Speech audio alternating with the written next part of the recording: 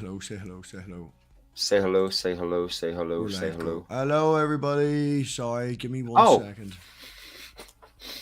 Nothing is working tonight. We're having trouble with the computer, having trouble with everything. I do apologise about us being a wee bit late. You're not going to get to see my beautiful face tonight because the camera doesn't seem to be working. So I do apologise for that. Other than that, thanks everybody for coming back to us late as fucking usual.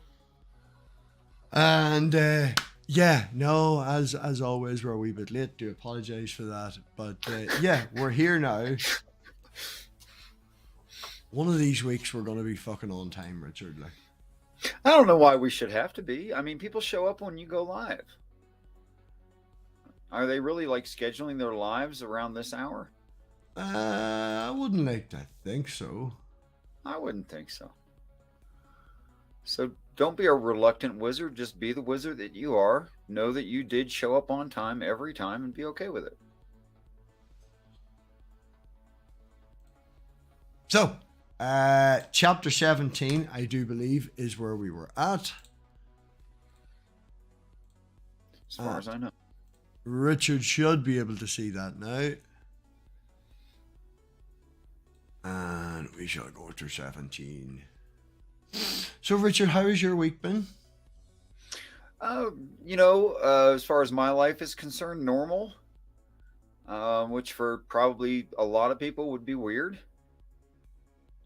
Having What really is a interesting normal week conversations with people. What is a normal week in the day, Richard? I seen you had a wee hangout the other night. A load of people on. It was supposed to be with P Tots, or who was that? He calls himself P Town. It was a nickname from his youth. One of those nicknames that didn't go away. I have no idea what it means. He didn't explain it. He's a theist, but he's an atypical theist, as I'm an atypical theist. He does fall into a lot of, and I wouldn't say something behind his back that I didn't say in front of him. I did say this to him, that just because you're convinced something is true doesn't make it true. And your confidence in a claim has nothing to do with the veracity of the claim itself. So when you say something like, when you say, and he does say things like, he says things like, well, I'm just reading the Bible and accepting it. I'm like, yeah, so am I. Yeah. But the both of you are... That's what everyone's doing. Yeah. Saying that, taking it on the veracity of just his claims alone, someone could say that about you. Sure. No, I'm thoroughly persuaded. It's why I'm honestly espousing what I think is true, because I'm persuaded. That doesn't make it true. It makes me convinced. Okay. Doesn't make it objective. So, but unlike, how I'm unlike and how he is like many theists that I encounter, they're convinced that there can only be one way to read it. I think I'm presenting a very alternate way to read it, and that their way is right, even though they don't agree with each other. They all claim that, which doesn't make any sense. No, it makes no sense when the amount of people all claim that they're correct. It's the whole problem with using a book as your, we've shown it here with the fact that I, even under your internal critique, can come up with another religion. Sure. Yeah, I don't agree with Matt Dillahunty's argumentation on a lot of things, but when he quoted, I don't know who he was quoting, but when he quoted someone else and said, well, they can't all be right. Yeah, they can't be contradictory on the same topic in the same way at the same time and all be right because of laws of identity. They literally can't all be right in the way that the individual practitioners are looking at it. Can't be.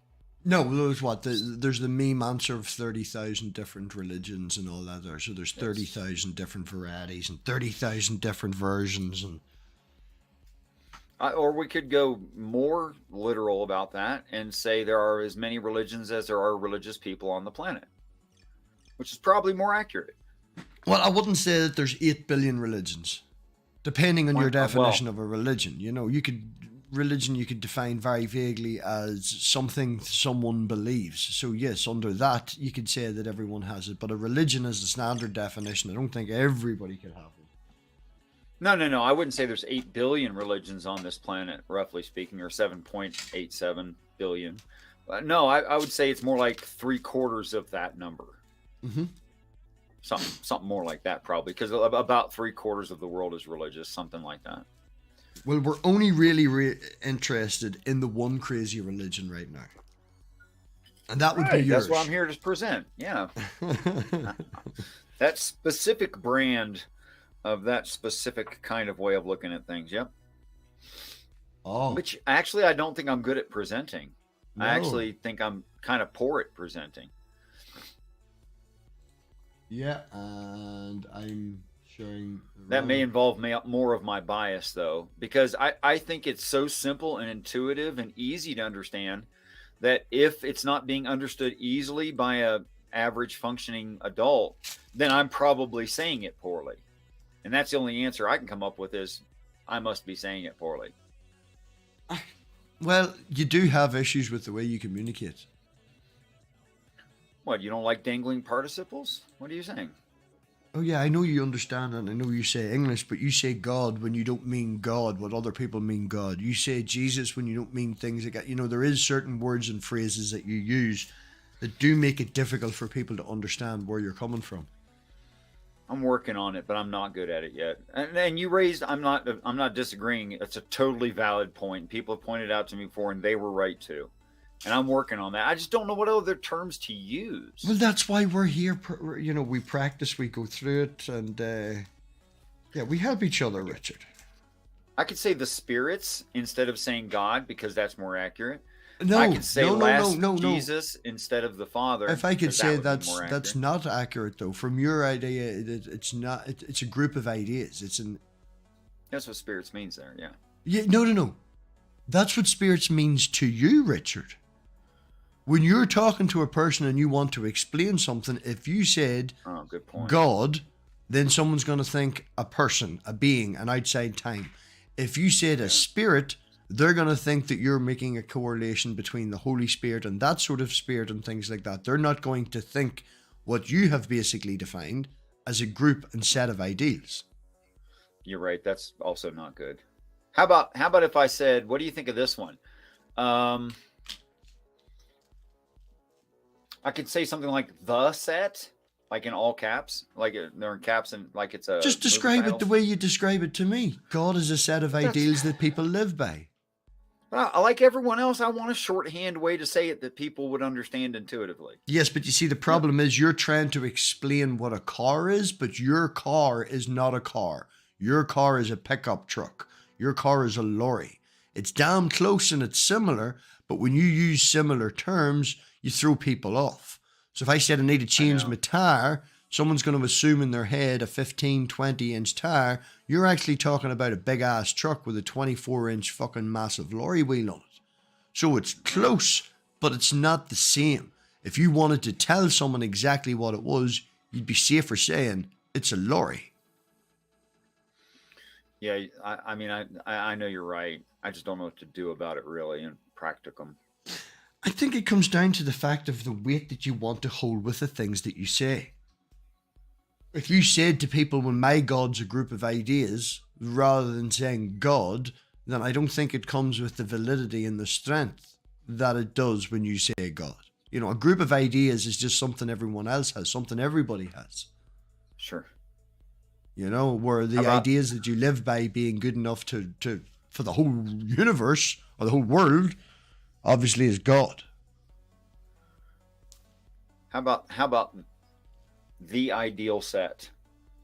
I could call Yahweh the ideal set. But there's already a word I should be able to say.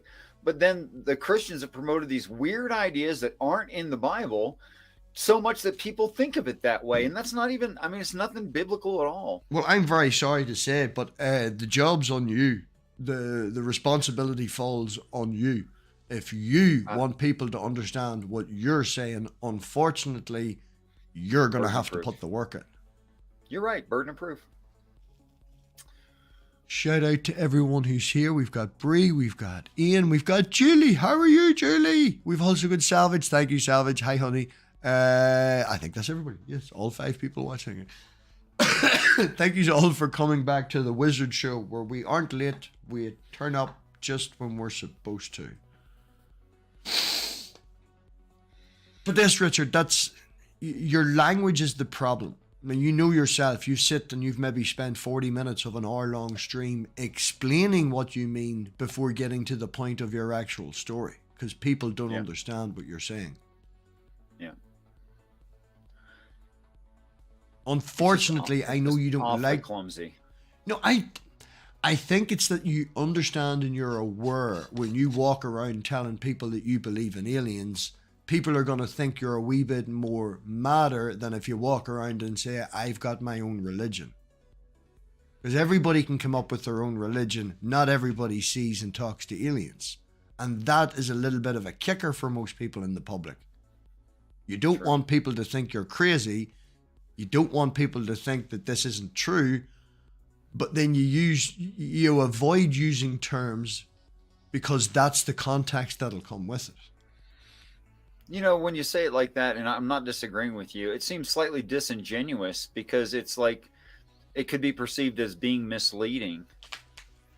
I don't think it's misleading. No, I wouldn't say that you're deliberately misleading someone. I just feel that you're I don't want to say stuck in a pattern because you use this religion because it's what other people believe and stuff like that. And it's a good starting point for a conversation. You can do the same with Muslims and shit like that. But your religion's nothing like them. You should stop using them as a basis point for conversations. You should stop that and just come out with what you say. As you say, you don't use the Bible. It's not important. It's out of date. It's written by man. All these stories are the same. You're rewriting the Bible and just giving it a different translation. You don't need it. Hey, Brian. I don't know. It's a good glossary, like any of the religions are a good glossary. But if you read the Bible... That's the way I look at it. Yes, and I agree with you in that. But if I'm trying to explain to you about my lorry and all I do is use your manual in your car to explain to you what my lorry is, then I'm never going to get there 100%. I'm just going to get close. Maybe you're right. We're going to have... But I'm not completely dependent on these conversations. I think that the overall prophecy says that conversations like the conversations I'm trying to have are all only icing on the cake and not the cake itself. And the cake itself comes with, the signs, what the ancient alien humans do to the planet that we will see, which is just a completely different conversation than this. I mean, a person could say something like, Richard, you believe in aliens. And I'll technically, I do. But then you would also follow it up knowing you with the statement about a definition of God. And then you would return the question, is that not the definition of an alien? Yeah, of course it is. Yeah, I would. And that or at least point out to them. I would try to point out to them they believe in an alien too. At least yes, one. You would try to point out to them that they believe in an alien, but they don't believe in an alien, Richard. They believe in God. Under your definition of what an alien is that we would all agree to, then yes, you're correct. But, you don't want someone turning up and telling you what you believe and telling you you're wrong. You've got an idea of a God in your head, and they're telling you it's just a physical being, so they're going to negate what you're saying. Mm-hmm. I wonder. Merriam-Webster. Oh, we're getting definitions. I mean, just common definition. They're not perfect, of course. That's not how definitions work. No, I was going to say we're going to get an English definition. We're getting an English definition on this channel rather than a Greek. Yeah.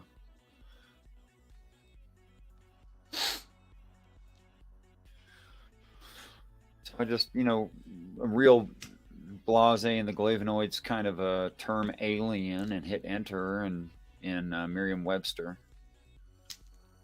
Something not of this world, really basic, something not of this place. If they're an illegal alien, they're not of this place. An alien, they're not of this world. Mm-hmm. So the one-word definitions given here, I won't read the long ones. Strange, foreign, exotic, and extraterrestrial. Yeah. But nobody no real Christian, a genuine interlocutor will say to you, yes, under the definition of alien, God's an alien. But they're not going to believe you. Right. They're not going to think that it's a physical being. They're still going to stick with the idea that it's in their head, because you're using similar terms. When people come in and they talk about Thor, or people come in and they talk about Thanos and things like that, nobody assumes God. Even though everybody here watching who's watched the Marvel movies will agree that Thanos had the power of a god, nobody here will agree that he was a god. What? They'd say that Thanos had the power of a god and is not a god? What does that mean? He had godlike powers relative to the human race and the people around. He had the ability through the gauntlet to do this, that, and the other, and all the rest of it. But a god, by definition, would be magical and shit and all the rest of it, supernatural and all this sort of thing. Oh, okay. Just because you have access to technology does not necessarily make you a god.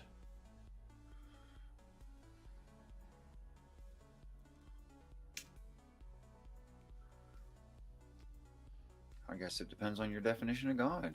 Exactly. What do you say? You're going to leave your definitions wide and open. Hi, Nanlu. If you leave your definitions in vague, open like that, then people are going to assume that you are meaning the same as them. They're not going to know your different definition unless you tell them. That's part of the problem, yeah. Because you, an awful lot of time, will just, I'm not saying this necessarily, but you'll ramble on for 20 minutes about this thing. And then I'll have to stop you and you'll be like, where'd you get that from? Oh, that's 7 chapters on or 6 chapters on, because I've already thought about it and I know this entire story off in my head. You're already ahead of me. You're not giving it. Now, it's all right for me, but you're not giving a standard person a chance to ask the questions, to get the differences, to even realize that what you're talking about is a different thing than what they're thinking in their head.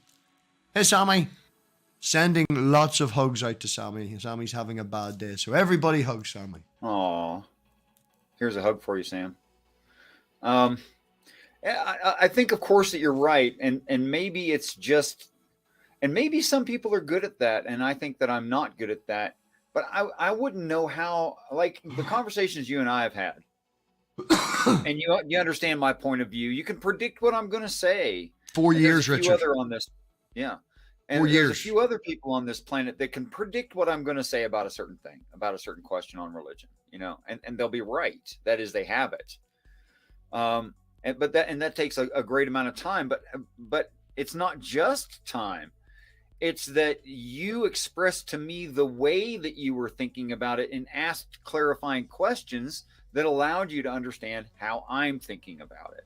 Yes. And that's the difference. And I don't know a way to make a universal statement that all human minds on the planet would see as the same, that would answer all of these things that seem vague right now. I don't know how to do that. Yeah, I understand where you're going. I understand that you're making the statement, I can't know what everybody in the world is going to need to understand. Like, we all agree that, right? That's definitely true. You cannot know that knowledge, but we can also make the very broad brush statement that most people will understand the same clarification and the same questions.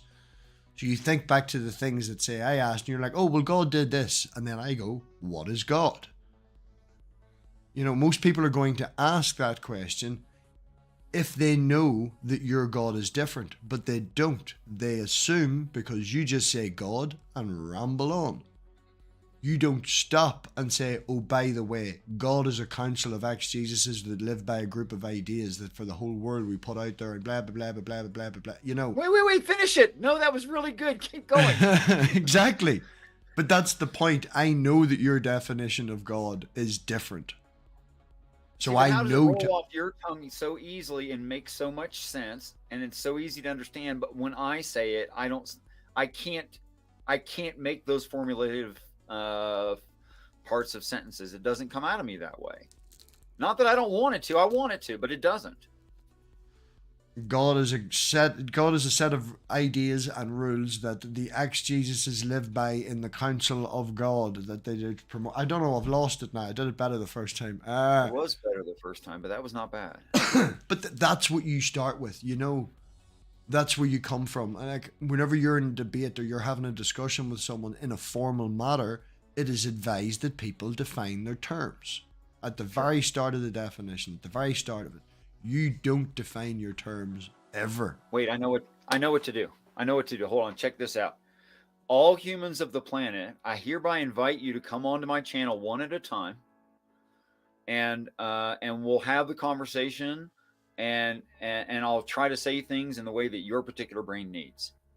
No, you just sound like a nice guy. You're vague and not helping at all. I mean, on the topic, everything else that we've already said tonight. Yeah, well, we're here for you to try and use better words.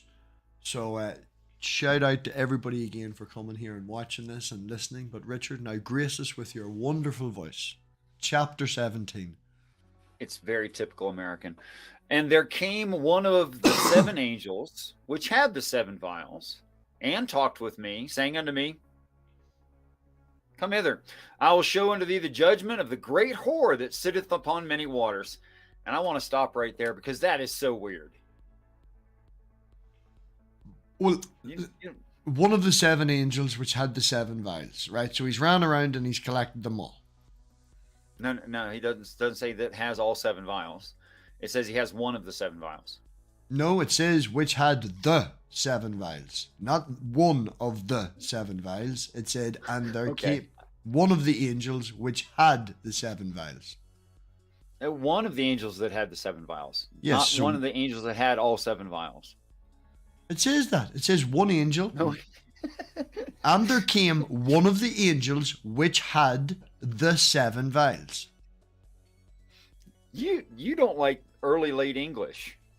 Like, you don't like this. Like, your brain keeps doing stuff with it. I can see how you read it that way. I can't read it that way, but I can see what you did. I read it that way. I see it. I totally see it. How can I? Do you see the way that I'm seeing it? Let me just ask that. Yes, I see that it's describing specifically. Let's just move on. One of the 7 angels that had a vial. Yeah, let's just move on. Because, I mean, most of these words, these conjunctions aren't even in there. This is just how the interpreters came up with it. This is just how the translators came up with it. I'm trying to think of a different way. You have to keep the main ideas. You have to keep the main ideas and in that order. But the conjunctions are kind of optional, actually. And there came one of the 7 angels which had the 7 vials. Let me read it this way. Came 7 angels had 7 vials. Just leave it makes like that. No sense now at all. What? It's choppy, but it makes perfect sense. It makes perfect sense because it takes out the words and makes it fit better into yours. So it makes perfect sense to you. No, that's not why. I'm just taking out most of the conjunctions, all the unnecessary. And there came one of the 7 and... angels of. I'm trying to fucking reread this and rewrite it in a way that would mean exactly what you're saying. I get what you're saying. I'm just. You could read it your way. I agree with you. You could. Except for a larger context. Still, but this is still super weird. It could be talk about how weird it is. One of the 7 angels. I don't know. I'm staring at 7 now, and even it's starting to lose its meaning because it doesn't look like it's spelt right. So it does that. I don't like seeing 7 written like that. We just want the number, right? Say it about 20 times in a row and it'll lose all meaning. It's already getting there with losing fucking lettering. 7, 7, 7, 7, 7. Right. 7. So there's a particular angel, whether it be the angel that had a vial or a different angel that's collected all the vials. There is an angel. And this angel this is what hit me. This is what hit me. I want to stop right there before we go on with it. what hit me the first time I read this, I went, what the hell? I mean, I actually paused and spoke out loud about having read that line. And there came one of the 7 angels, which had the 7 vials, and talked with me, saying unto me, come hither. And I went, what? Dude, like, let me pretend for a moment that I'm in the position of John. All right. And I'm going to write this stuff down later. But in the moment, I'm like watching this crazy crap in front of me, right? Which is not so acid trip, but just the same, it's pretty crazy. All right. And one of the angels who has one of the vials simply just walked out of reality and over to me. It'd be like if you're watching a movie and Tom Cruise walked out of your television. No, it wouldn't. Yeah, that's what I see here. It's like he was watching a play, and then one of the actors from the play on stage that he was watching, like, walked out and walked into the audience and said, oh yeah, by the way, there's this other thing.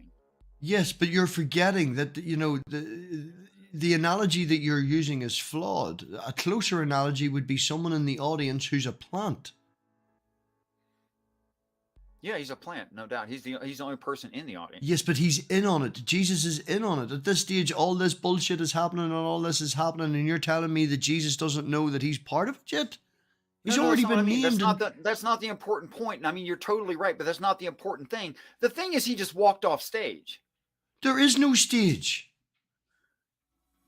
So, in a way, yes, there is a stage here. Like, this is a performance piece. Okay, right. I'm gonna just right. John is like watching in from this, outside of it. In this, where it says, and talked with me, saying, unto me, come hither.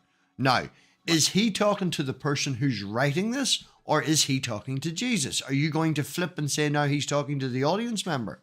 No. He's talking to John. John sometimes plays the part of Jesus when necessary, but usually he's just an observer through all of this. Why particularly is this one incident where it's specifically about John and not Jesus? How are you discerning that it's now John that they're talking to and not Jesus? It's the person, John, standing in the footsteps, standing in the sandals of Jesus. He's talking to Jesus. No, he's not talking to Jesus. He's speaking through the words written here to the next Jesus. But John's not Jesus. You see, this is one of these incidences where the communication is not working, Richard. Okay. All right. This book was written for Jesus. The person in the book who's the main character in this is Jesus. The only person that's supposed to understand this is Jesus. We are understanding that John is an audience member watching a story of something that happened beforehand, and he's writing it down. Yeah.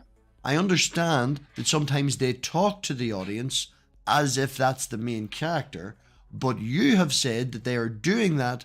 They are talking to Jesus. They may be talking to the audience, but they are talking to Jesus. The audience is there. Right. So in this, where they're saying, come on to me, they're talking to Jesus to say, come here. Yes, indirectly.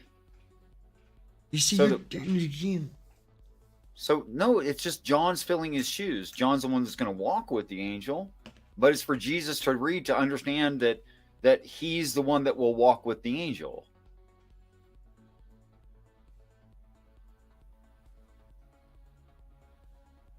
So, John's a bit actor, filling the part of Jesus, but he's not Jesus.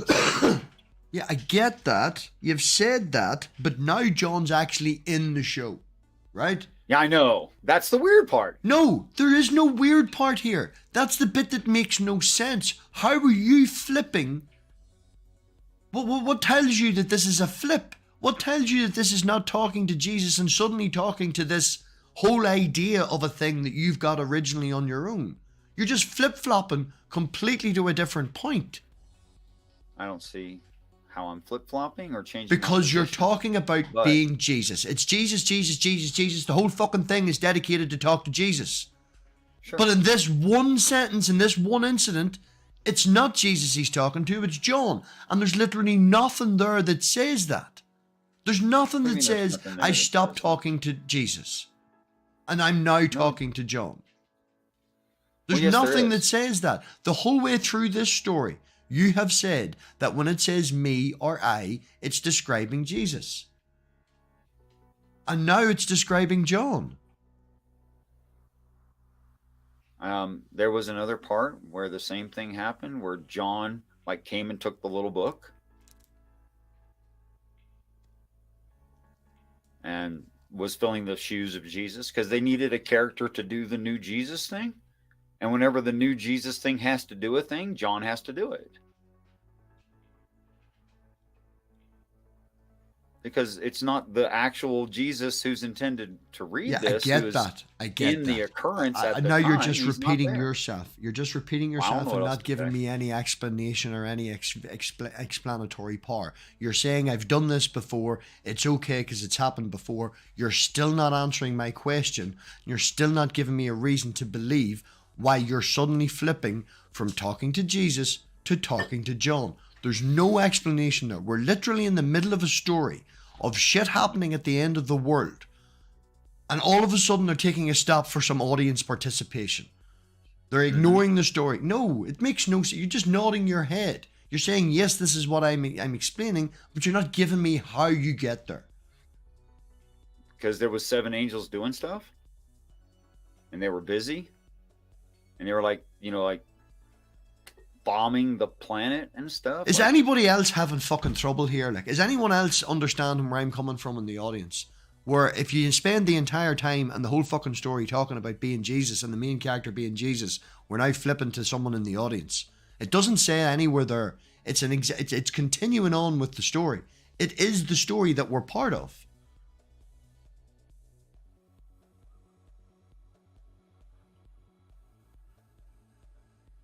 Am I just stupid? Like, if I'm stupid, let me fucking know, people, Apparently, Sammy Jenkins agrees with you. I just don't understand the question or objection or something, I guess, because I'm not a dishonest person trying to avoid a question. And I still feel like I'm already answered it 3 times, and apparently I haven't. So I must not understand it. How can you tell that it's now flipping to John? First person me? That doesn't even make sense. First person me is not even like that sentence doesn't even make sense to me.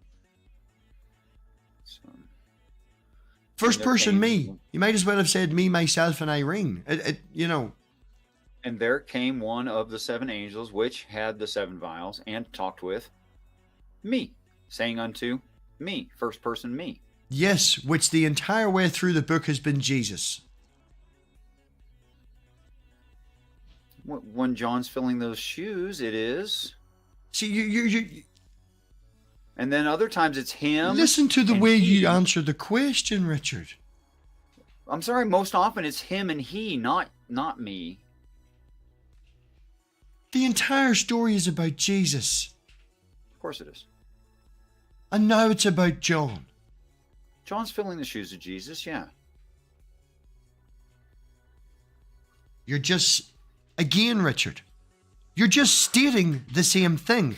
I'm asking you and telling you I have an issue with this, and your response is, yeah, John's Jesus. I'm like, I have a fucking issue with this. Yeah, but John's Jesus. What's the problem with it? Okay. I don't know why it's a problem that John is like standing on Jesus's X. When is it John? When is it Jesus? It's very simple. How can you tell when it's John and when it's Jesus? It's only, you do this to make it convenient for your story, to match up with your story. But how can you tell? Okay. Thanks for calling me a liar. I didn't call you a liar, Richard. Saying I'm intellectually dishonest. No, I did not say you were intellectually dishonest. No, I have asked a question. I don't know how me asking you a question you're taking as me making a statement. I'm literally asking you a question. Which part of this tells you that it's John? We all know that questions have entailments, and there can be assumptions in questions. We all know that. Let's not pretend that doesn't happen. I'm going to read Sammy's comments because he might say it in a different way than you, and maybe something will click in my brain that will make this make sense to me, because right now it does not. And I'm just repeating myself, and I've noticed you are too.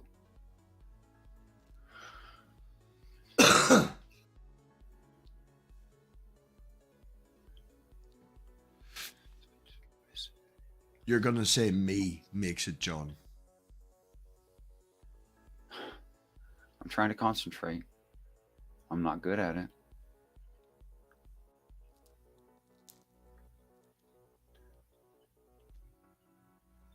Okay. I read everything that Sammy wrote there. I don't know if it helped or not. I suppose you'll know in a minute. Okay. I believe the necessary context overall is that it's overall a message to Jesus, the next Jesus. Okay. Mm-hmm. And I believe the book of Revelation is the events of end times. Okay. So because Jesus will be there in the real end times that happens to this earth, there'll be a Jesus for that. But he can't be there when it's teaching him because he hasn't yet learned when this was written. He's not even born. So to be a placeholder for Jesus, they have John sit in. Okay. Now, most of the time, John's just writing stuff down, and in one case told not to write something down. And it's mostly referring to him that overcomes and he, and it's third person. But there's been a few times now. This is the second time, which is why it stood out and is so weird to me and why I wanted to point it out, that John becomes a participant and an angel like walks out of what John is observing. Now, I don't know if that answered anything. No, you literally just described what happened and you didn't give a reason from the text that you can tell between the difference of when it's Jesus and when it's John. You just said that it's happening. Oh, you want me to like point out like literary structures? Is that what you want me to do? Literary structures. It's very simple, Richard. I don't do English and shit like that. You know that. I'm bad at spelling, bad at grammar and all that. I don't do literary structures. MathPig, not English pig. Not English pig, yeah. Gotcha. It's like, okay, I'm going to say it back to you, and you tell me if I'm right from your interpretation. You're reading this, and every time it says me in this, you assume me means John. He, him, there, then is the people people on the stage telling the story and pointing at someone. But when they needed Jesus to get up and do it, John gets up and does it and takes the place of Jesus. Yeah, I get That's that. the way I understand it. No, I 100%. And the only reason that you're saying that is because it says me.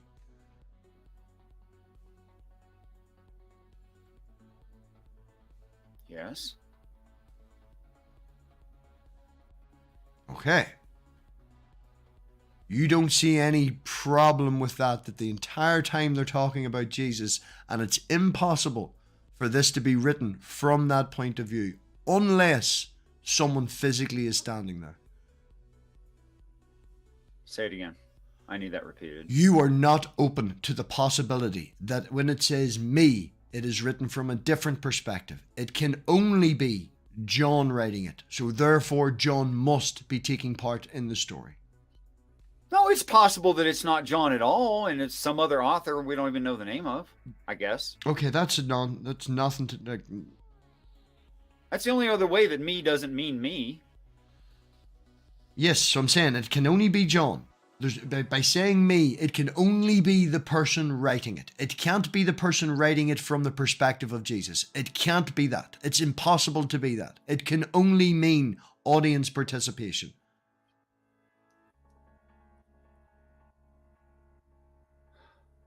Okay. Maybe my brain just did something. We'll find out here in a minute. Do you think John thinks he is Jesus? No. Do you think that in the story it indicates that John thinks he's Jesus? No. So John knows he's not Jesus. So when he says me, he doesn't mean Jesus. Have you ever read a book that said me in it? That didn't mean the person writing it. They were talking about me as in the person. Of course it means the person writing it. Have you ever read a book where the author has used the word me? Are you literally telling me that there's no book out there that has the word me in it? That's if he's quoting someone else, sure. Or talking from another person's perspective. Well, he's still the character in the story. When the character says me, he means itself that character, right? The character in the story says me. Thank you. Yeah. There we are. The character in the story is Jesus. No, the character in this story is John. I, John, was in the island of Patmos. I, John. Right, I don't know. It's not like I thought we were on a good path there. I thought you were understanding that it's possible for an author to use the word me and be talking about the character and not themselves. Sure, as long as we throw away context. Why can't what? You only have to throw away the context that John is writing about John's experience and says he's John. And So then John's writing about me, it means John. John's writing about Jesus's. This is the past. This is a past Jesus that he's writing. He's watching something. He's doing a deep. He never plays the part of the last Jesus or the Father. Never does John fill those shoes at any point. You just say, hold on. You just made a statement that John never fills the shoes of Jesus, and yet you've been fighting with me for 20 minutes because he's literally standing in for Jesus. Why'd you leave out the most important word that I used? Past Jesus or the Father. I qualified it saying past Jesus or the Father. I said that. Never in this story does John fill the shoes of the Father, the past Jesus, the narrator of the entirety of this thing, which John is taking notes from. Never does John assume that position himself, ever. He's never asked to, and it's not necessary because that dude's there to do it. It doesn't need done by John. They don't need audience participation to tell the story. Okay, call it an option. It's definitely what I think was used. That's what we're trying to get to. You're saying it can only be one way. Again, you're doing this whole, it can only be one way. You're not open. Well, it doesn't. Go ahead. Authors say me about the characters all the time. Why would it be different now? Why is this particular thing? People are trying to figure out, I'm trying to figure out, Sammy's trying to figure out, how can you tell that it's Jesus? And your definition of how you can tell that it's John, and audience participation is the word me. And because it says me, it must be John.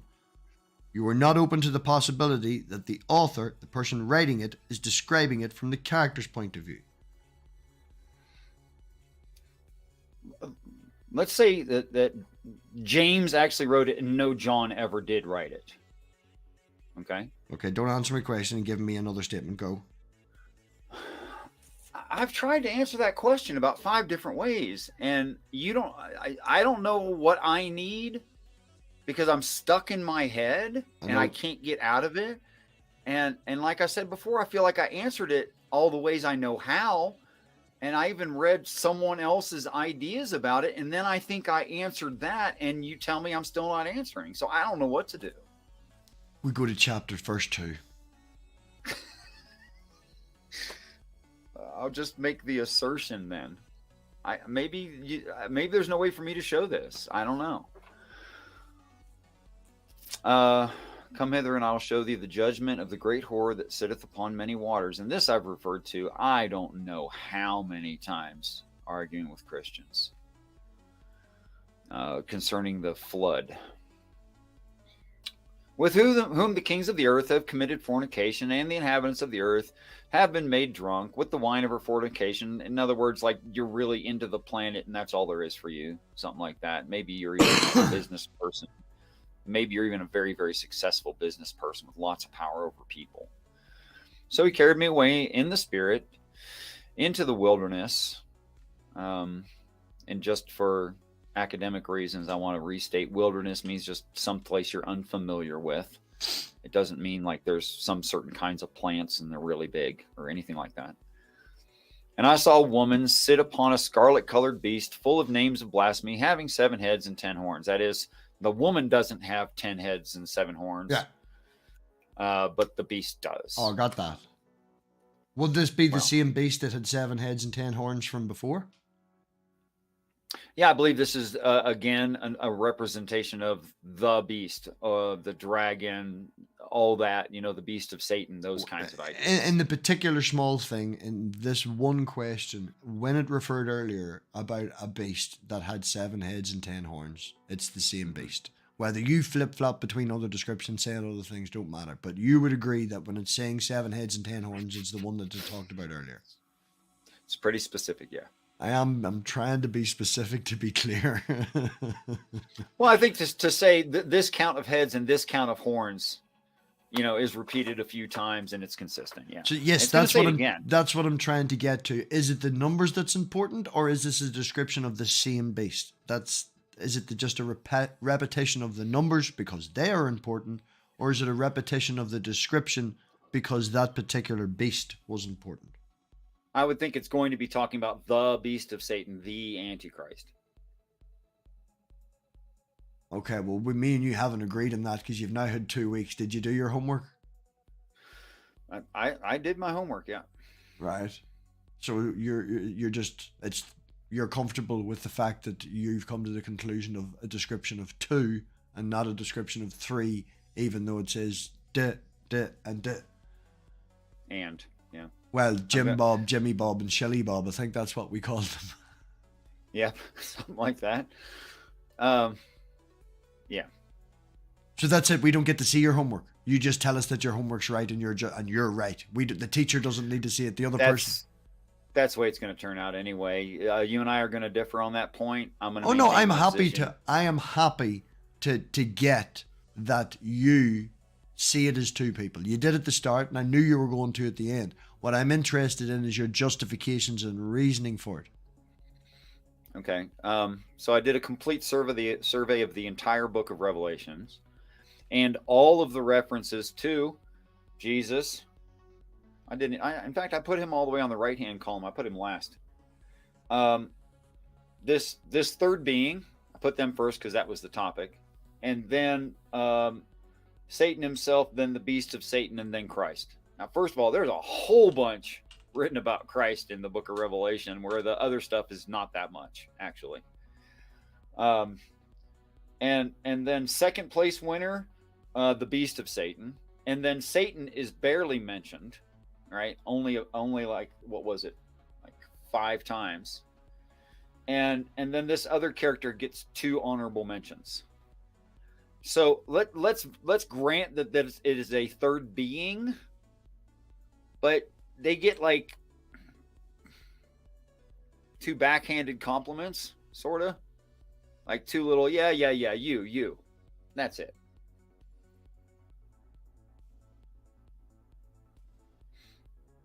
So is a third character. If they're a separate being, they're pretty damned unimportant. But there is a third being.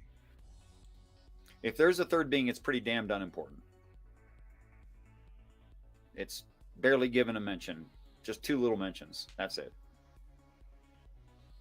So. But in the reading of that you got your homework from, where I described it as 3 people, you're in agreement that it is 3 people. Either yes or no. Don't say yes, but this person doesn't matter and all the rest of it, blah, blah, blah, blah, blah. Because you keep putting these little additions on to make sure you get your point and this, that, and the other. Simple. In that bit that we read, have you come to the conclusion there's 3 people or 2? I'm still at there must be only 2. Did your homework cause you any, like the fact that you said to me, if there is 3, he's damn unimportant. Are you saying that to shut me up and move on? Or are you still conflicted on the point? Or you're definitely sure there's only 2? My persuasion is not the fact of the matter. I'm persuaded there's 2. If a person wants to read it as there's 3, I did a statistical analysis of the references, and there's only 2 references where everyone else gets multiples of references. So I'm just saying, I don't know how important consensus is to you. The word "and," the literary words themselves, can be used 2 ways. So I can see reading it that way, So the only argument I can make that I see that's left is like a consensus. Like, where's this guy, rate as far as honorable mentions? Well, not much. You and your opinion is literally the freaking thing I asked at the start. I knew you were going to come back and tell me too. I'm interested in how you got there. after doing your homework, right? And does it No. cause you any issues? You say no, even after. It was the homework was just a statistical analysis. I didn't know what else to do. And maybe that's not even the right approach. Maybe there's some other approach, if you can think of one, and suggest it to me. I might do that. But other than looking at the words themselves, which we did at the start, and the word and what it can mean, all I can say is overall context. Overall context is all I cared about in the first place, and why I deduced there's only two actual conscious persons there, right? Mm-hmm. And you said, well, that looks like three persons to me. And I said, okay, if it looks like three persons, that's okay. But they're not big in the story. They're not mentioned much. And other than consensus, I don't know what else to look at. Okay. So. Not much else we can do there. I mean, if I discovered that and was used several times, and there was this possibility of a third personage being in the story, and I just never noticed that before, and it occurred like even more than the beast of Satan, I'd go, holy crap. I mean, this is a really good point. I don't know how the hell I missed this, but it's just not there. Okay. But of course, we're all free to think whatever we want or need to think at the time. And I need to think certain things. No doubt I do. So how have I missed the point this time? Now you see you're being a wee bit. You didn't miss. No, I'm serious. How have I missed the point this time? Because that's what brought up the last conversation.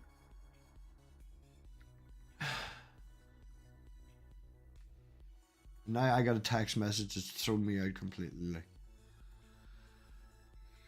We just agree to disagree. Agree to disagree. Okay. That's 2 out of my 3 contradictions that I'm allowed through the rest of this. Yeah, you're allowed 3 a week. I thought I was allowed 3 total. It's 3 a week? Partay! I could just be wrong constantly. This is amazing. Thank you for the gift. And we've got 22 total chapters. And we're on 17. So we're through most of it. Yes, we're getting there. Right. Next verse. So he carried me over the wilderness. Purple. Yeah, fornication. So he carried me away in the spirit into the wilderness, and I saw a woman sit upon a scarlet-colored beast, full of names of blasphemy, having 7 heads and 10 horns. Let's talk about it. I think this is the same as the woman who's described, with the moon at her feet and the crown of 12 stars. I think it's the planet. This is just talking about materialism, and the woman is the earth. This earth, particular in our case, this particular earth, and having the names of blasphemy and the 7 heads and 10 horns. That is like in the moment that this story is really relevant, which it's not. It's just theory right now. We're just kind of having fun discussing stuff, but. Although it's hugely important to me, it's not hugely important to everybody.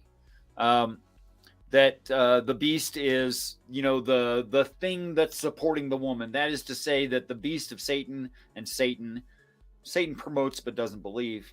But the beast of Satan promotes and believes that there's some rescuing of the earth to make it last for a really, really long time till the sun explodes. Like plans like defeating climate change. Yeah. And free energy and you can be the king of France. Plans like that, which is all a bunch of bullshit, because the angels have the power and have made the promise, and I'm persuaded will perform the destruction of the planet, the 7 vials. That will actually happen. So his promises are a bunch of bullshit. But he's the supporter of that planetary idea. Like we should be on a planet forever. Which is stupid. NASA doesn't even think so. Sorry, just scrolled up a wee bit for the audience. And the woman was arrayed in purple and scarlet color and decked with gold and precious stones, pearls, having a golden cup in her hand full of abominations and filthiness of her fornication. Right. So this is For, just, she's a description. This is how I read this now. She is, the fact that she's covered in stones and pearls and all the rest of it. Materialism matters. You know, money, power, all that sort of stuff matters. And the cup is, excuse me, the cup would be, you know, this is, I'm trying to think of the phrase, the costs of your actions. You know, if you live your life by materialism, you end up with a cup full of shit. You know, I think that's okay, what that's pretty good. I'm I going to didn't stop interrupt you. there I then. thought that was No, pretty no, good. no. You've said I'm good. You've got me. I'm not fucking going to confuse it by complicating it.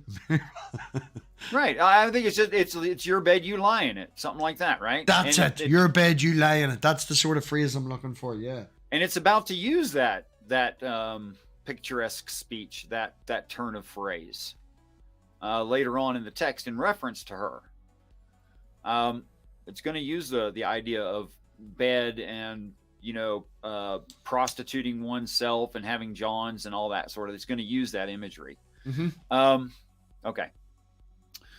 Yeah, so I think you did great with that. And upon her forehead is a name written, Mystery Babylon the Great, the mother of all harlots and abominations of the earth. Right. And the fact of the matter is, and a lot of Christians honor the prophet Elisha, like SH. And they think that Elisha and Elijah are on equal footing, both prophets of Yahweh. Wow. The name Elisha means my God is material.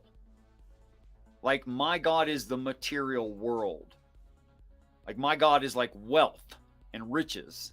That's, in other words, the prophet Elisha, who calls out the bears and attacks the innocent children. And yes, they are innocent children.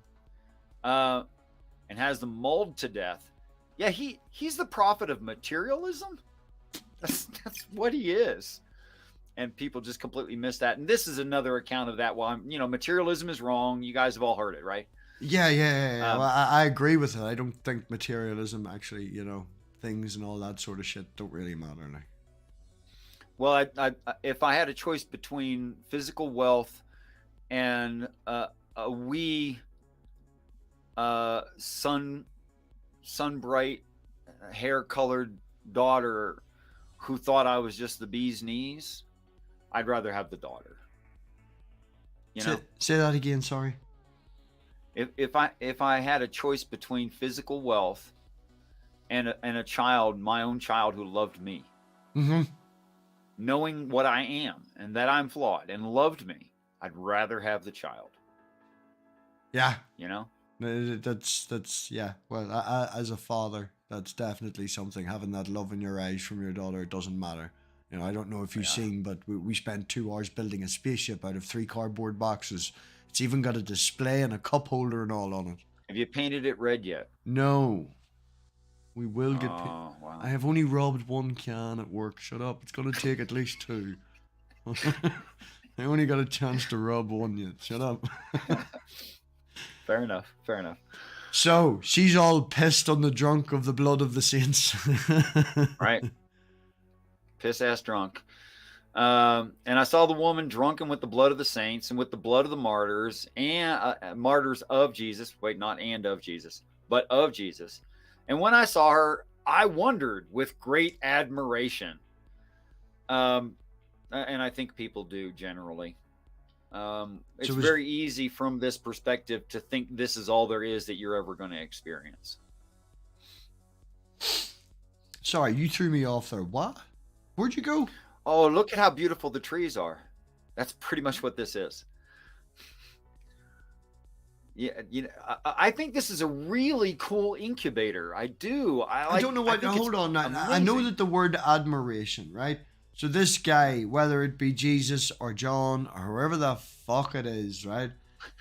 The word admiration has a meaning that, you know, it's something that you like or something that you enjoy or, you know, or something that you would, admiration, you admire this person, you know. You can look upon something and having the same shock value, but in a bad way, you could say awe, you could say terror, you know. And that would have with it a connotation of badness. What I'm looking at, I don't like. The fact that it says great admiration, would that be down to the fact of the gold and the jewels and her big lovely boobies? You know, where's the admiration coming from? Yes, all of the above, and just how gorgeous nature is, and how, oh gosh, it's evolution, the amazing system. So hold on. So there's a beast with a woman on top of it. Is that there or not? What do you mean? To John's perception in the moment?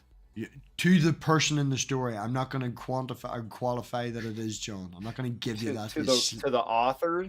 Thank you. Author's perception at the moment. No, I'm not going to say author either, because that's the person in to this. The scribes. All right. Whoever is looking at this thing with admiration, you are just said that there was a woman on this with the boobies and the jewels and all, and then there's a beast, which is the Antichrist. So is the Antichrist actually standing in front of him, or is he now at the top of a mountain looking at the world? Because you're now saying it's describing, look at the trees, and saying this. The world is already destroyed. The world don't look like much right now. Pretty much ain't got no atmosphere. So there's nothing in the world to admire in the story. Depends on how literal you want to take this. Okay? Oh man, seriously, don't. I'm listening to you, and you have described the oceans being removed, atmosphere gone, all that shit has happened in this story. Yeah. Okay? Yeah. So there ain't much of a world to look at. If now... Yeah, but this has jumped back in time. This isn't after all that.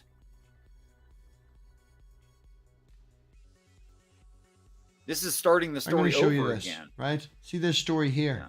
This story here is all about vials.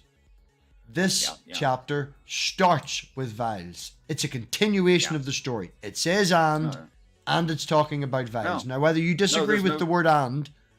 No, I'm not worried about the word and. There's no vials being poured out here. No. Had. It's done. Past tense. Yep, past tense. Right, so the vials are all done. Past tense. Yep. We are now in the future. Nope.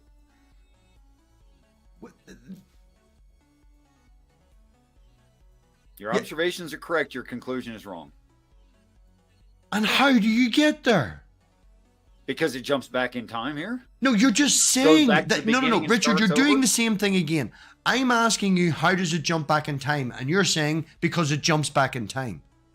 Okay, let's say, for instance, right, that the beast of Satan does not go to heaven. I think that's pretty safe to say, right? Now, we already had the removal of the oceans and destruction of the planet in a quake oh so great, like never before, which is the end and flipping end of the planet. There's nothing left to tell. We even had the space of a half an hour of silence. There's nothing left to tell. Now let's start over and look at it from a different point of view. Because how's the beast back? How's the earth back? How is she pretty again? She just got utterly destroyed and became a lake of fire. And now she's beautiful and encrusted in, you know, pearls burn.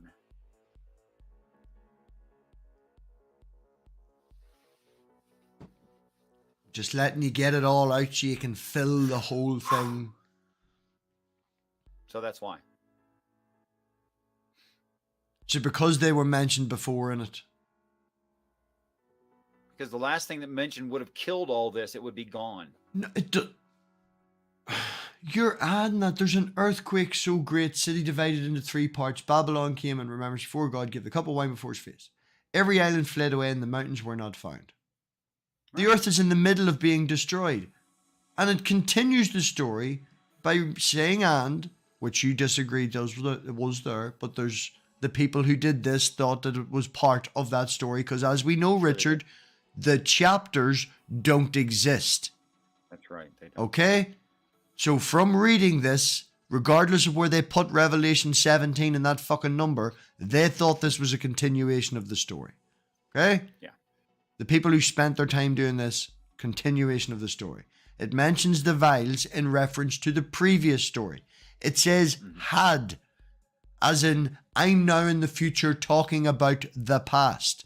According to you, we're now in the past talking about the future. You don't use had in that sense.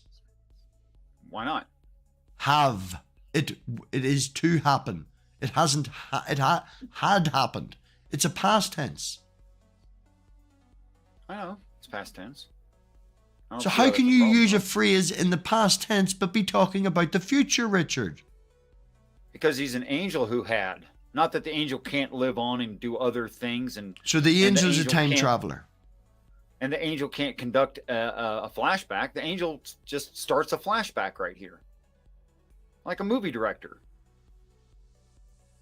Yeah, a movie director has a visual thing, generally puts in a different color or some sort of a transition so that people watching know that it's a flashback. Perhaps I can help. I know you're trying to be funny, but I'm really stuck in the whole, you can't do that. Where are you getting the whole idea of that? Like TP, Seeker. Hi TP, Babylon. Hi Babylon. Confused. Audience is confused, Richard. You're just making the leap without the explanation, which is the problem that, you know, people have understanding you.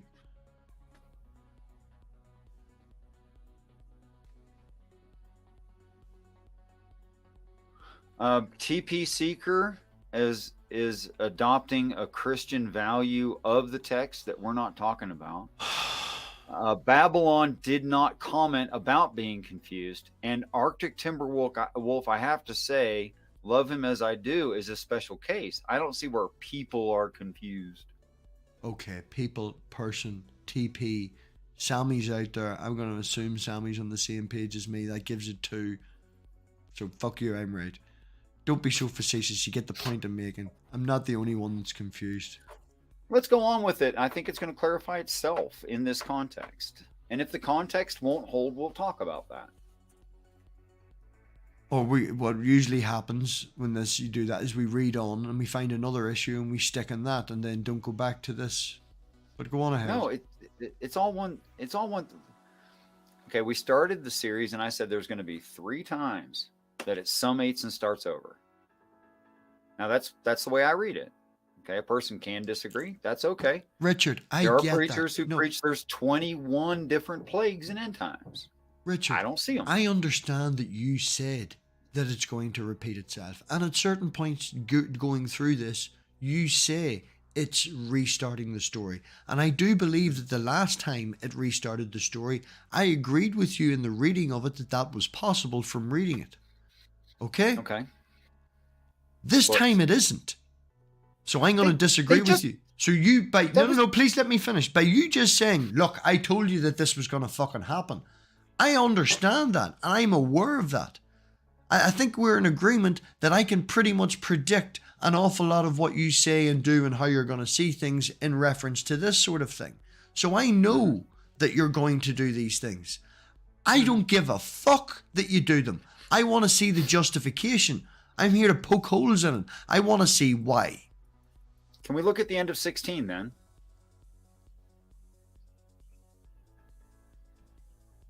Okay. Thank you.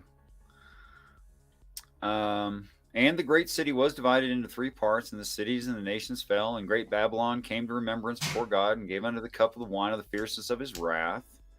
And every island fled away, and the mountains were not found, and there fell upon man a great hail out of heaven, every stone about the weight of a talent. And man blasphemed God with the plague of the hail, for the plague thereof was exceeding great.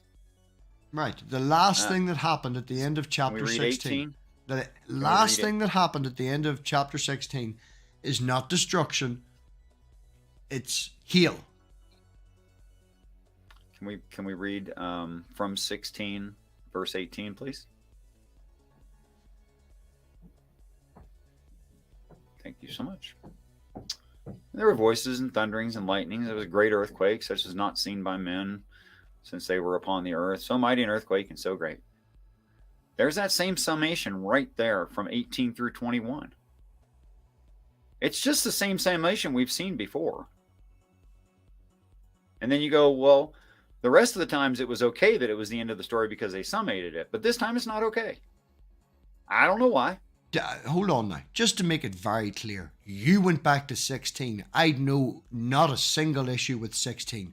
My issue is with the start of 17 and the fact that the way it's written is a continuation of the story. Again, you're just saying to me, this is the same thing. I told you it would happen, blah, blah, blah, blah, blah. Yeah, last time it ended. Last time, from the reading of it, I could see how it was the start of a story. Last time it came across, and I could see that point of view. I'm entitled to not see it here. And you saying it's the same, it's the same, it's the same is not a justification and a reason. It's just telling me what I already see. Like if I ask you, why is the wall white? And you're like, it's white because I painted it white. Okay, I get that. I see that it's white. I understand you painted it white. But why is it white? Well, I painted it white.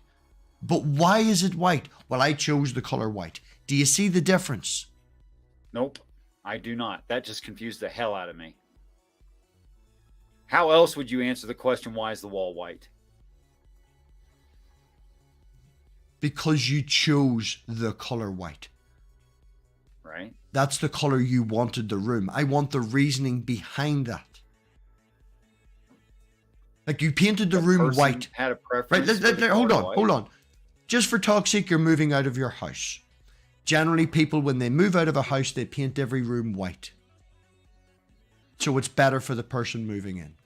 Okay? If you were living here, you wouldn't necessarily paint it white. You would paint it whatever color is your preference. Red, grey, purple, fucking polka dots. So coming in and saying to me, and I ask you, why is the wall white? The answer could be, because I'm moving out and I want the house to look nicer. If I come in and say, why is the wall white? They can say, because I like white. I want a minimalistic look. The answer, because I painted it white, is not giving me the reasoning behind why it's white. That seems like a pretty good example. What am I supposed to glean from that example?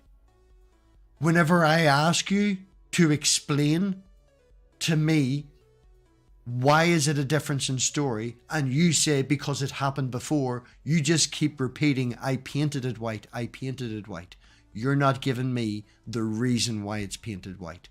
In the previous time, when it repeated itself, there wasn't as much issue because the story did stop and start.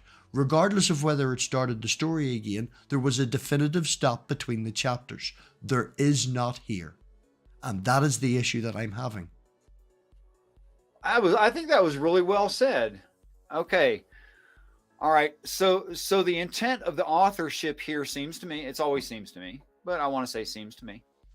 The intent of the authorship here was to use a carryover character. And although the character continues to exist, the character, what they did last, is irrelevant to this new section, this new part that character is conducting.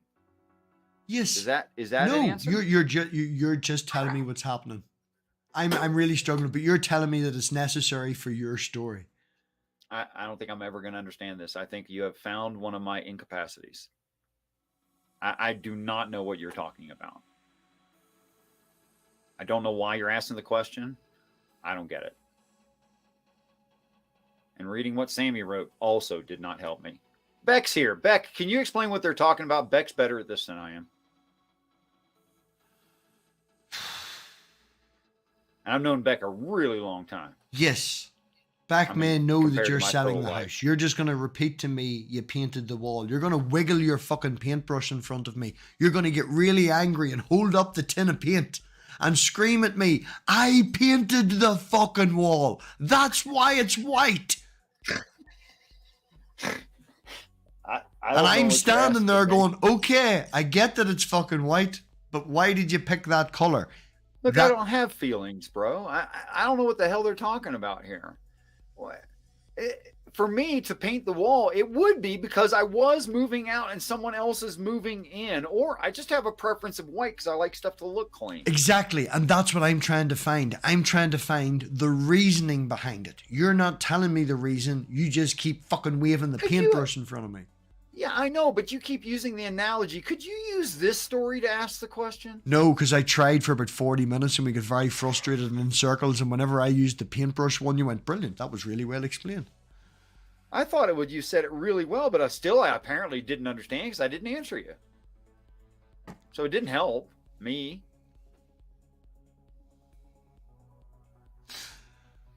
Right. Where are we? And it means it's a continued. Arctic temperate water. It's highly unlikely that the word "and" is actually there. Yeah, I Don't you agree with understand that statement, but the word "and" was used. Now, the word "and" Yeah, being that's used, irrelevant. the word "and" being used donates something from the text. All right? The word "and" was probably stuck in there to start a chapter. If the chapter 17 wasn't there and it said, "For the plague thereof was exceeding great, there came one of the angels." You know, there would be a continuation on. The word "and" is probably put in there for the chapter naming. But the story continues. The fact that it mentions vials as well is a big thing for me, you know? Had a vial. Doesn't have it anymore. Yeah, because he's talking about the past. Because we're in the future, in the continuation. Lynn, thank you very much for joining, chronologically. I see that if you take it chronologically, it looks like a continuation, and it would be the future from the last statement. I get that.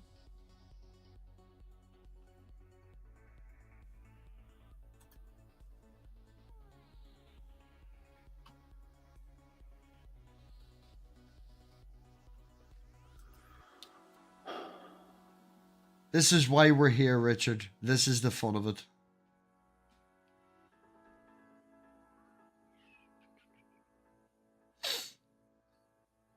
Jamie, if you're watching, is Jamie watching? Jamie just commented Carl Sagan. I don't know what that's about. Jamie as in Russell. Jamie Russell? I don't even see any of his comments there. Did it? No, he commented on a video. I don't know what video or not. Oh. I'm just shouting out if he is there watching. Hi, Jamie. Okay. In the Greek, the word "and" is at the beginning of 17. It's kahi, a primary particle having a copulative and sometimes also cumulative force, and also even, so then, to, etc., often used in connection or composition with other particles or small words, and also both, but even, for, if, so, that, then, therefore, when, yet. Okay. So it is that word, but it was up to the translator which form of the word to use. Okay. And they could have easily used the word both, or also, or so then, even, but. I love the way you say, right I love the way you put that. It's down to the author to make the decision. As if one guy walked in and the translator just made a decision, printed it, and everybody had to go with it. There's usually huge councils that meet on these things. Yes, there's usually a wide group of people, and I would say from all wakes and religions, because it's not your religion that's important making this decision, it's your scholarship, your PhDs, and your education. So your religion going into these discussions has no relevance. Would we be in agreement to that? Your religion going into these discussions has no relevance. That's not true. When you're talking about people, no. When you're talking about people who make these decisions, who decide what's being put in the Bible. Yeah. The people who decide what goes in the Bible is not a group of uneducated religious zealots. Yes, it was. Because we're reading the King James. Fuck you, you're right. We are reading the King James. Yeah. Fuck you. 1611. I hate you. Huh? Okay. All right. You know I love you. Shout out to people who also have found an awful lot of love for Red Pill Matrix. Right? I hung out with Red Pill Matrix for like 2 hours offline last night, maybe longer. I didn't get any sleep, Red. I got, no, I'm just, you're going to have to come up with a different name. Yeah, I got no sleep, man. Like 20 minutes. Like 20 minutes is a fucking disaster. Peace and respect, Red Pill. Yeah. 20 minutes. How did you get that much sleep? I lay down in bed and closed my eyes and waited for the alarm to go off, so it felt like a restart.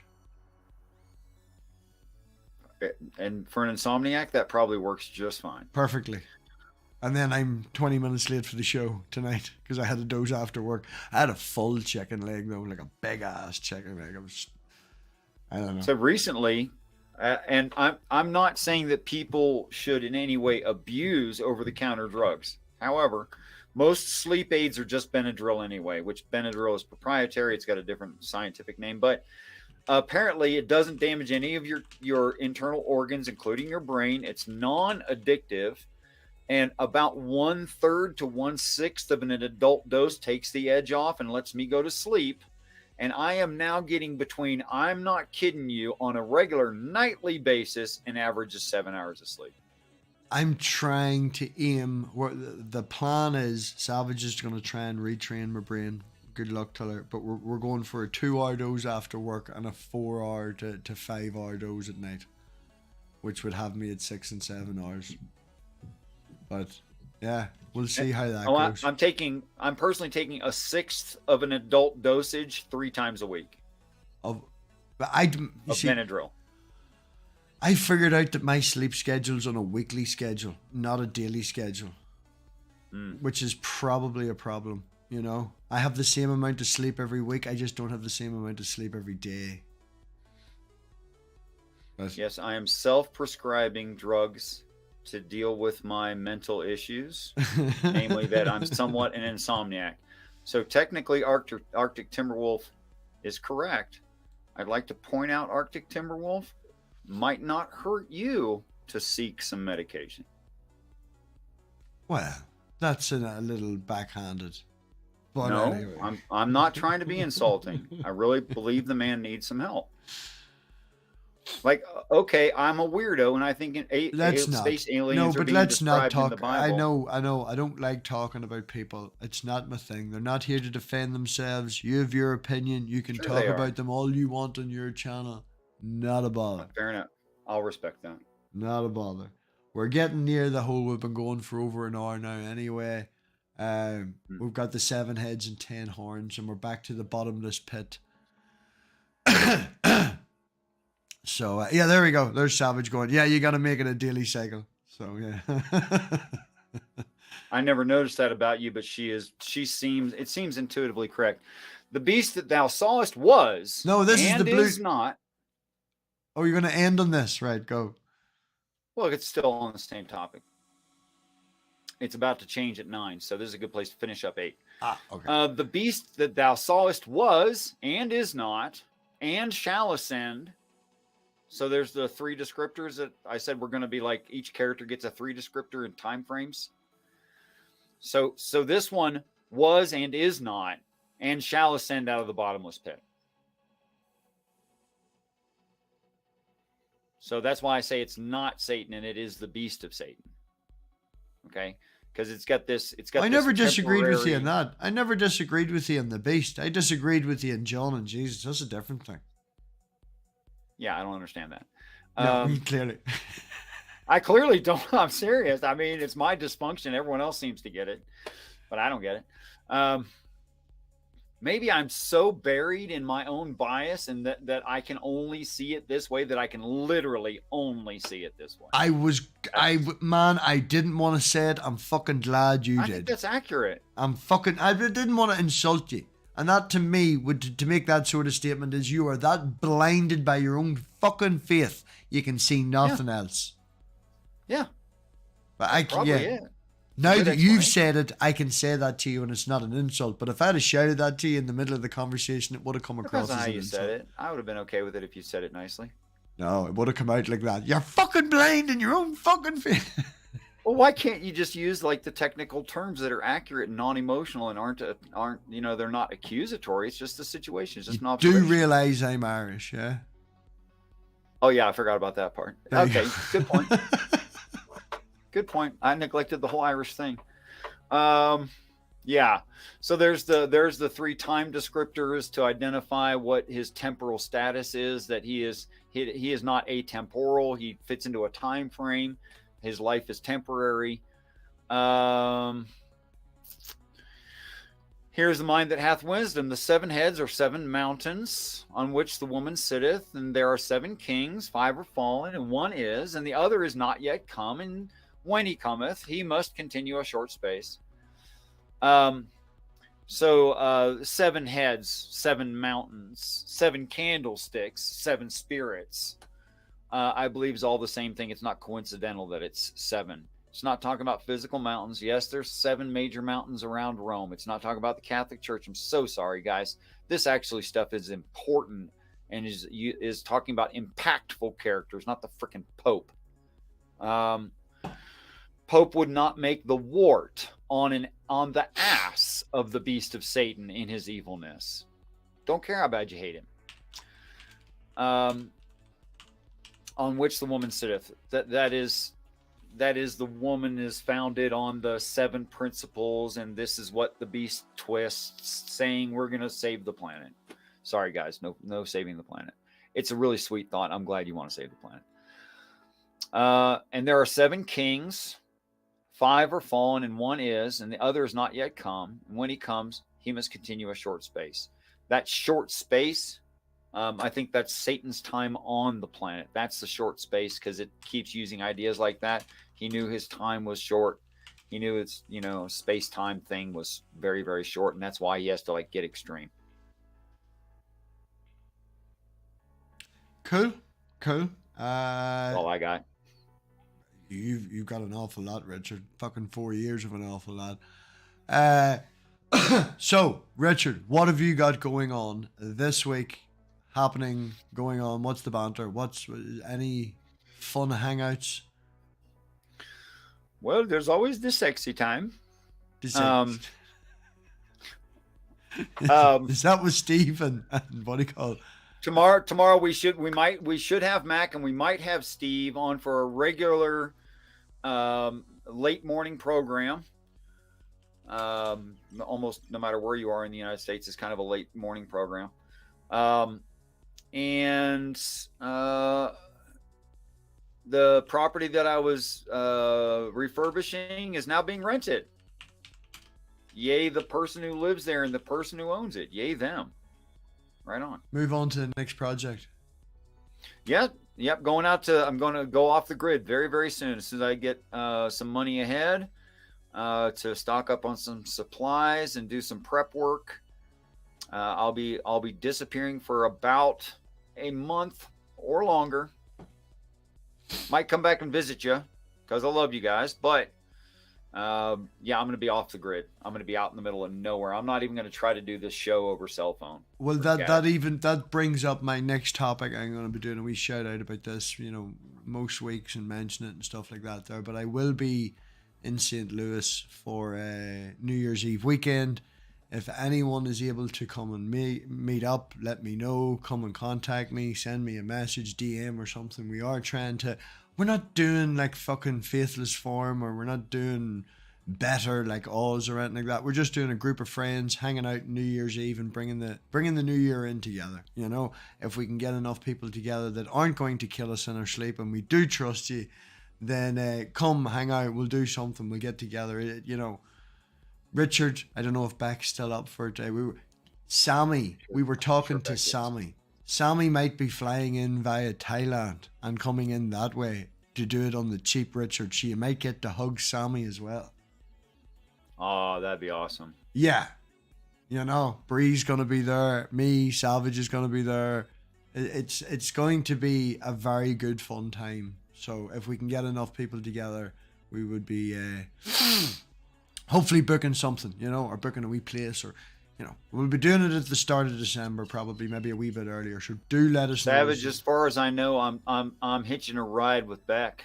Good. And we're coming to see you guys. Good. Like I need a hug. I need a high five. Wow. We need to do something. Don't make me cry, bro. You know how I get. Oh, don't worry. I'll tug on your beard then. I'll tug on your beard. Does that make you feel better? No, that's not going to make me. That's actually quite endearing. That sounds. Little kids do that. That's awesome. Right. Saturday night here. If anyone was past on Saturday, we did have Jill on. I don't know if you seen it, Richard. I thought Jill was very well behaved. Jill did okay, but I still hold that part of the reason Jill did okay is because I preemptively insulted the crap out of him and said he was a piece of crap who couldn't behave himself. I was going to say you were quite antagonistic from the get-go. I think that was needed. You came And across worse than him. I think it helped. No, well, thank you for your help and all, but that was the whole point, because I've been like, come on, come on. I knew I wouldn't. I was playing bad cop, you know that, right? Yeah, but the cunt wouldn't get to do. He's not allowed. He won't troll on my channel. I'm not afraid of him. But hopefully he'll appear again on Saturday, and we might be having a conversation on presupposition, and that might work, because now you've already set a standard. Yeah, you know, good for you. That could be happening on Saturday. If not, we'll come up with some mad topic, and I'll grab some mad bastard, and we'll talk some mad stuff. So that'll be mad. Other than that, Richard, you're not disappearing yet, so we'll be back next Tuesday. You say there's 23 verses in this? 22. 22. As far as I can recall. I don't want to make the statement you can't leave till the series is over, but I'm going to make They're called chapters, not verses. You can't, shut up. I hate you. You can't leave until we finish this series. So you'll have to That'd do be fine with me. I could use the vacation. I've worked really a lot of hours for a lot of days in a row. Right. Well, on that note, thank you everybody for turning up. Paul, Bree, Savage, TP, everybody that's here. Thank Nanlu. Thank you. Thank everybody for coming. Oh, French braid, the beard. I like that. You know what I really do want? I want cornrows. I want to go with the Mesopotamian cornrow, like the hard pillar beard. Oh man, I think that looks cool. Oh, that would look class. That's what I'm saying. Right. If we find a beard hairdresser or someone open over New Year's, just someone who does cornrows. That'll be my Christmas present to you. That'll be this is such Moorish hair. Like, this is really Moor hair. That's what this is. I mean, it's kinky and it's tight, and it's not real thin and soft. The dye has worked out quite well. Now you've got like nice patches of grey and red rather than it looking as bright as the moon behind you. You know, it looks natural now. You've done well this time. Right, before we get into a beard talk, I've so many beard products lately. Right, everybody come back on Saturday. We'll see you all then. Check out Richard. There's no descriptions this week because we were fucking late and I didn't get to plan a goddamn thing. But other than that, thank you all for coming, and don't forget, nothing Richard says means anything. Nothing I say means anything. We're just here to make you think for yourselves, people.